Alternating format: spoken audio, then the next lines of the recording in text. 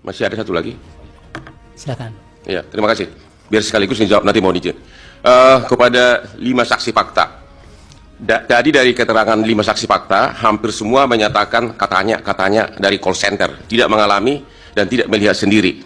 Ya, sebagai perbandingan, sebagai kuasa hukum saya ini menerima pengaduan ribuan ke Kopi Joni, tapi saya tidak mungkin jadi saksi karena saya hanya menerima pengaduan. Apakah benar bahwa pengakuan saudara tadi itu mengatakan bahwa memang Anda hanya menerima dari call center, menerima pengaduan, tapi tidak melihat sendiri kejadian yang Anda laporkan tersebut?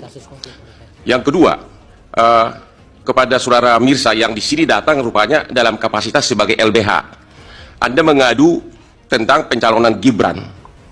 Apakah waktu Anda membuat pengaduan tersebut, Anda tidak membaca pasal 47 Undang-Undang MK yang menyatakan bahwa putusan MK berlaku seketika setelah diucapkan, sehingga setelah putusan MK nomor 90 sudah diucapkan, maka itu menjadi bagian dari hukum positif, sehingga tidak perlu dirubah.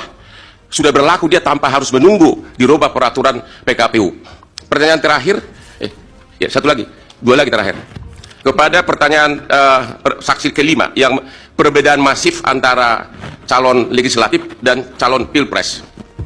Emang manusia mana yang tahu kenapa banyak memilih pilpres, mana yang memilih legislatif? Bukankah hanya Tuhan yang tahu kenapa dia memilih itu?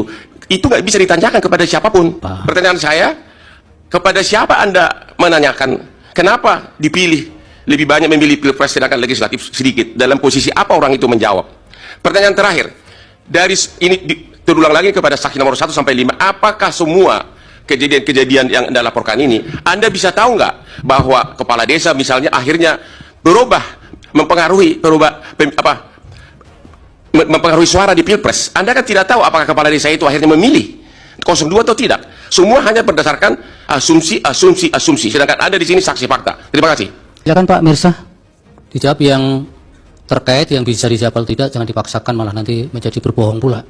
Dan juga sedikit koreksi mungkin ya kepada Bapak Hotman Paris. Saya nggak tahu apa Pak Hotman sudah baca atau belum. Dalam permohonan kita disebutkan memang di bab 4 huruf B nomor 2 disebutkan dalam permohonan ada judul terkait lumpuhnya independensi penyelenggara pemilu karena intervensi kekuasaan.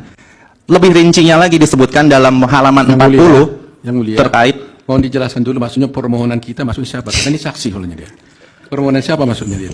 Itu berkaitan dengan pertanyaan Pak Hotman tadi, kan sebenarnya siapa orang yang bisa tahu bahwa kemudian pada akhirnya perolehan partai dengan perolehan suara presiden itu berbeda. Sebenarnya juga tidak terlalu Anda untuk memaksakan untuk menjawab sebenarnya itu kan.